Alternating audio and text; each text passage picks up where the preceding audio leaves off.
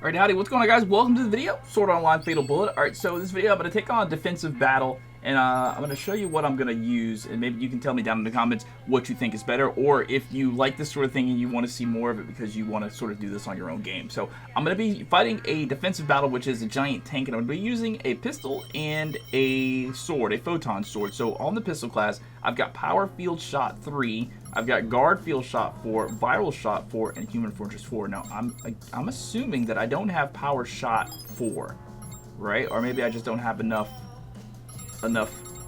ability for it. Or let me see, Power Shot. Yeah, I don't have Power Field Shot 4. I don't have it. So I need to get a little bit more proficiency with that, and maybe I can get it a little bit later. But for now, we'll go with Power Field Shot 3. We've got Guard Field Shot 4, Viral Shot 4, and Human Fortress 4. So Power Field Shot, basically, this is going to fire a bullet that creates a booster field where it lands that significantly raises allies' attack power 4 times. So this is going to help me and the allies that I have with me. For Guard Field Shot 4, fires a bullet that creates a booster field where it lands and raises allies' defense 4 at a time, more effective than level 3. And then we've got Viral Shot 4. This allows you to fire a bullet that creates an infectious area that lowers the attack and defense of any enemy who touches it, more effective than level 3. And then we've got this one, Human Fortress 1. For a short time, you will not flinch when taking damage. Now, in the past, I've gone with Human Fortress 4 because I thought that was the best sort of defensive move to do. You get super armor, you don't flinch, you can just keep attacking. But the people in the comments who are more knowledgeable than me tell me that having Human Fortress 1 with Guard Field Shot 4 is the best combination to go for instead of, anything else. So this is what I'm going with, and if this is right, definitely let me know down in the comments, and if you have a better way of boosting your defense, I'd love to hear that too. Alright, so for my sword skills, these are going to be my attack skills. I'm going to use Horizontal Square. This attacks a wide area, which is going to be needed whenever I attack this tank.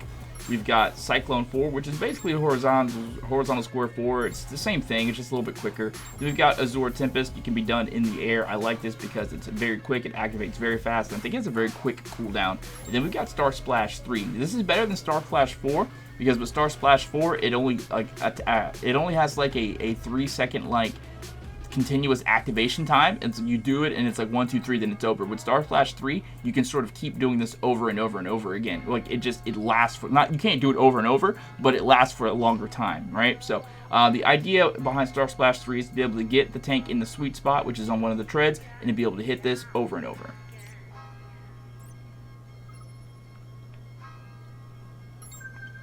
Now, I could probably beat Defensive Battle rank 8 with this build, but because I want to be on the safe side, I haven't done this in a long time. My first time doing this for a while. I'm going to go with Defensive Battle rank 6 and just destroy this thing. And then if I feel comfortable with this, I'll bring it up a notch and see what happens. Alright, so at the start of this thing, I've got Asuna, Sora, my ArFA-sys, and we've got Lisbeth with us. I'm not sure exactly why I have Lisbeth with me. I might want to pick somebody else, but we've got Asuna, and that should be fine. I'm going to go ahead and switch to my other class type and go ahead and hit the Guard Field Shot, hit the Power Field Shot, which we're just boosting each other up, hit the Human Fortress, and then go down to my things, my accessories, and what the hell is that? First aid kit? Okay. That's going to give me healing over time, and then I'm going to actually hit the tank.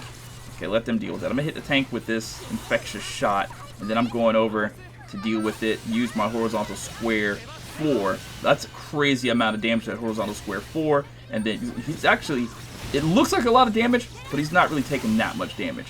So let's see if I can actually do this with the splash shot for the first time. Okay, that's cool. See how he hit it right on the tread like I was talking about? Now that is actually melting this thing's life bar like butter. It's insane. This is really good. So if you want to take on one of these defensive battles with a sword, I think this is a really good build to use with it. That just basically took an entire life bar. Basically. Not really, but kind of. Now while I'm doing this, I got a bone to pick with Kirito, right? So I've been wanting to make an SAO Fatal Bullet video for a minute, but I just, I didn't really know what to say when I made it, so I started watching SAO, and I have a bone to pick with Kirito. I watched Season 1 over again, right? And he says that the reason why he's a solo player is because he got Sachi and the others killed. Okay, and so he decided to go solo. What the hell? All you have to do is just be honest with whoever you play with and tell the truth. And listen, here's the thing. If he knew he was that strong in the first place, why didn't he just go in and kill all the monsters? Because if I'm not mistaken, I feel like he could have ran in there with his dual wielding and destroyed everything. Maybe he didn't have dual wielding. This thing's almost dead. Maybe he didn't have dual wielding at that time. I'm not sure. Maybe if you know, let me know down in the comments if you think he had it or not. He probably didn't, being that was at the beginning of SAO. But, bro, to not want to be in a guild because of that, like, you should just join a stronger guild where you didn't have to worry about people, because he's not the strongest person in the game, right, at this point. You know, whenever he's talking to, when he joins the Knights of the Blood Oath, he's not the strongest. There are other, well, I'm pretty sure that there are other people stronger. This thought to be continued. Okay, rank 6 was actually a cakewalk, so I'm going to do rank 7 and see if this is any harder. Alright, so start another one. I'm just going to go ahead and throw down all my little buff spells. I like to call them buff spells in this game. Alright, throw that down, get all these little field shots, just get everything. Okay, cool. And let's hit the melee booster, let's hit the first aid, and then, oh gosh, let's throw down one of these, right? Okay, and then let's, yeah, that actually like, broke both of them down. Alright, so now let's get back into this, right? They really don't do a good job of letting you know if Kirito is actually, like, the strongest player. I know that he fights with who essentially is Akihiko Kaiba, who's stronger during that last little season, or last little arc or whatever of the original SAO. And it's just like, the guy cheated to beat him, right? You saw that part where he literally had to cheat to beat Kirito? But they don't really tell you, like, if there's anybody stronger than Kirito.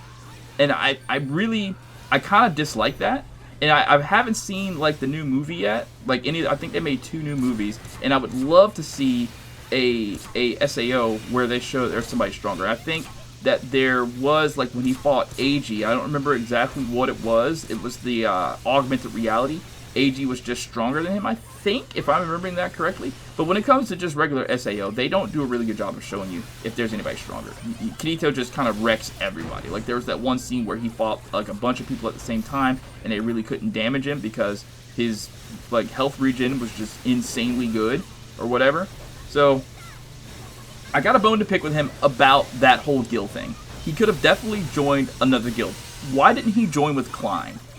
That always sort of bothered me, that he never joined Klein. Klein was legitimately a friend. Klein legitimately had his back all the time, right? And I think it's kind of messed up that he doesn't join with Klein and Klein's friends, but when he gets with Asuna, he joins Asuna. He wants to be with Asuna, you know? That's who he chooses to spend his time with. It's kind of like, I don't know, I feel like in today's society, Kirito would get canceled. Like, if regular SAO was like a show that people were watching, not like an anime, but if like SAO was like an actual thing and it's like a reality show or whatever like that, and people were watching Kirito, like, he would get canceled because he really in the beginning, no, I don't want to play with you, I'll just go off on my own, I'm by myself. And then that happens with Sachi, and then he joins with Asuna.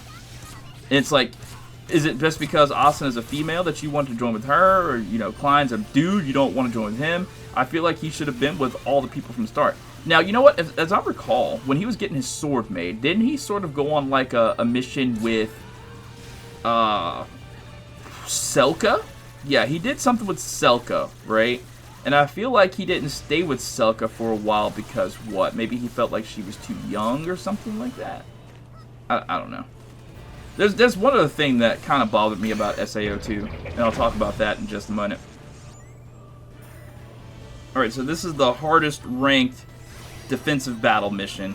So let's see how this works. I love my ArFA-sys Sora. I got it looking just like that one, like, super psychotic robot that you gotta fight in this game. Alright, now the thing that I have against SAO, it's the whole eating thing, right? And here's the thing, right? I get it. It's just an anime, and it's meant to be like fantasy or whatever like that. You can't take it too seriously, you can't take it too literal. But I feel like they put enough detail in SAO that you sort of can take a little bit of liberty and be like, okay, so this doesn't make sense if they're trying to be like sort of real to life with some of this stuff. The eating. Okay, here's my problem. Akihiko Kaiba. He creates this world that when people go into this VR world, they're stuck. They can't log out. did he think ahead? Like, I'm trying to put myself into the mind of Akihiko Kaiba and the writers who created Akihiko, and it's just like, did they really think ahead of this? You know what I mean? Like, I'm a writer, or at least I've tried to be a writer at one point in time, and I've always like thought about ways to isekai people into a video game world, because when you write, or at least when I write, my whole thing is to get these characters that can do these amazing things. But when you have characters that can do amazing things, they have to have enemies that can do amazing things too, right? And when you have enemies that can do just amazing things, there's a chance that your characters will die if you're not being realistic about it, you know? So, I gotta be realistic, and I want to be realistic when it comes to this, and it's just like, did he not think, oh shit, I did that wrong, did he not think that far ahead about the whole food thing? Because watching them eat in-game is actually ridiculous. It really is. Like, there's that whole scene, you know, I get it, the whole scene with him and Asuna when she gave him the butter or whatever, that was cool. Like, that needed to be there. The whole thing about the cooking skill, that was cool. I feel like that needed to be there as well. That builds story. The part that I'm specifically kind of pissed at is, I watched this just today. It was the episode where they are on the Knights of the Buddha training, or mission, whatever like that, and Kirito gets poisoned, that one scene. Well, they stop for lunch. What the hell are you stopping for lunch for? Are you hungry? Are you hungry? Because here's the thing, right? At this point, I believe that everybody that's still alive in SAO, and don't get me started on that, because did you see the stadium? Did you see the stadium that they were in when Kirito fought Akihiko? Did you see that stadium? That's ridiculous. That's the end of SAO. I am thinking not that many people left alive. Did they have NPCs in SAO? They had to have. They had to. He had to have just inflated the numbers of it. It's like Fortnite. You know, there's not enough people playing anymore. You have to inflate your numbers with NPCs. Now, I don't think they touched too much on if there were NPCs in the game. I mean, I imagine that there had to be NPCs at some point in time, because who's going to run the shops? Because the players, eventually the players start running the shops or whatever. And I'm not sure, but do I remember a part in SAO? I don't know if it was in Season 1, but I remember that I think Klein, who was in love with a... Or maybe I'm mixing my shows. There was somebody who was in love with an NPC. I think I'm thinking about Felicia Day's sort of show when there was a character who wanted to date an NPC or something. I think that's probably what it was. But here's the thing. This is what I'm talking about, bro. I kind of got off on a tangent. The eating. Everybody that's in SAO right now that's still in the game, they're being hospitalized, right? They're hospitalized. They're being fed intravenously. So, do characters in VR, should they be allowed to... I died. No way. I can't believe I died. Crazy. I should put a heal skill on. Can I get somebody to bring me back to life? That's cool. Thank you for bringing me back to life, sweetheart. So let me finish this thing off before I die again. Yeah, I don't know. I just had a bone to pick. When I saw that, I was like, let's stop for lunch. Like, you're not hungry. I don't think you get hungry in SAO because you're intravenously, you know, whatever. You don't feel your own body. Did he put something in the game that made it to where that the players actually felt some semblance of, like, whatever they feel in the real life? I mean, like, I don't want to get too lewd here, but I don't think they get horny, do they? They, you know, those emotions are not in the game. Those feelings are not in the game. Like, because I think back to when Klein got kicked in the nuts in that first one. He didn't feel that, so there's no feeling down there, you know? So they don't get hungry. So what the hell? Why did they stop to eat? If maybe stop to rest, you know, I could buy that, but not stop to eat. Alright, well, that's going to be it for this video. If you did enjoy these topics, let me know about down in the comments. Go down in the comments and talk to me about these things and how you feel about SAO. Let's bring this back, man. Thank you guys for watching.